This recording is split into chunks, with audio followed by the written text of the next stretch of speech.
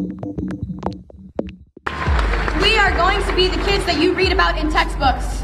Not because we are going to be another statistic about mass shootings in America, but because, just as David said, we are going to be the last mass shooting.